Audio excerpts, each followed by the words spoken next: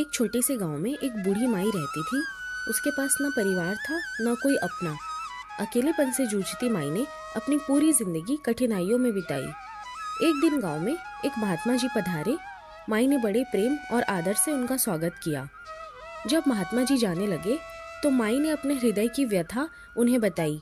महात्मा जी, मुझसे मेरा अकेलापन अब सहा नहीं जाता। आप तो ईश्वर के परम भक्त हैं। कृपा करके ऐसा आशीर्वाद दीजिए जिससे यह अकेलापन खत्म हो जाए। महात्मा जी मुस्कुराए और अपनी झोली से बाल गोपाल की एक सुंदर मूर्ति निकाली। उन्होंने कहा, माई, यह तुम्हारा पुत्र है। इसे अपने बच्चे की तरह लाड प्यार से पालना और देखना, यह तुम्हारे जीवन को आनंद से भर देगा। बूढ़ी माई ने बाल गोपाल को अपने हृदय से लगा लिया।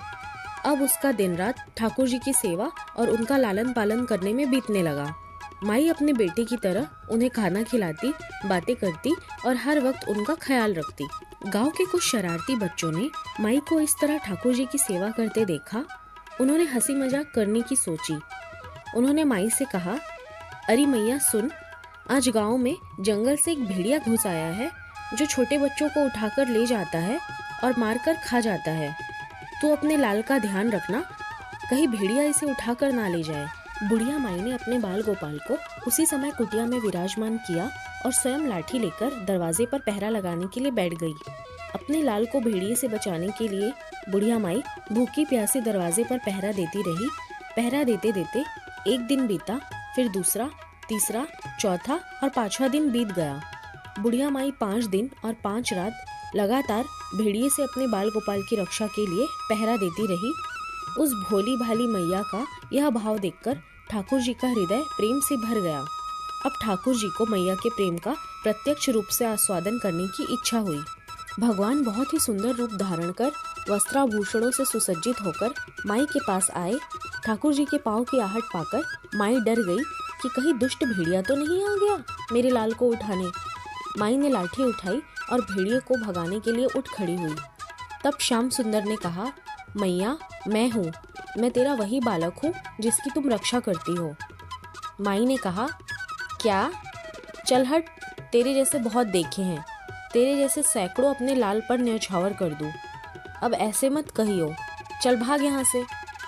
ठाकुर जी मैया के इस भाव और एक निष्ठा को देखकर बहुत ज्यादा प्रसन्न हो गए। ठाकुर जी मैया से बोले, अरे मेरी भोली मैया, मैं त्रिलोकीनाथ भगवान हूँ, मुझसे जो चाहे वर मांग ले, मैं तेरी भक्ति से प्रसन्न हूँ। बुढ़िया माई ने कहा, अच्छा, आप भगवान हो तो मैं आपको 100 बार प्रणाम करती हूँ। कृपा कर मुझे यह वरदान दीजिए कि मेरे प्राण प्यारे लाल को भेड़िया ना ले जाए। अब ठाकुर जी और ज्यादा प्रसन्न होते हुए बोले, तो चल मैया, मैं तेरे लाल को और तुझे अपने निज धाम लिए चलता हूँ, वहाँ भेड़िए का कोई भय नहीं है। इस प्रकार प्रभु बुढ़िया माई को अपने निज धाम ले गए। तो दोस्तों, इस बूढ़ी माई की कहानी से हमें ये सीखने को मिलता है कि भगवान को पाने का सबसे सरल मार्ग है भगवान को निष्काम प्रेम करना। अगर आपको ये वीडियो पसंद आया हो तो इसे लाइक और शेयर करना ना भूलें। चैनल को ज़रूर सब्सक्राइब करें। आपका प्यार और सपोर्ट ही मुझे और अच्छे वीडियोस बनाने के लिए मोटिवेट करता है। तो मिलती हूँ आपसे एक नए वीडियो में। धन्यवाद।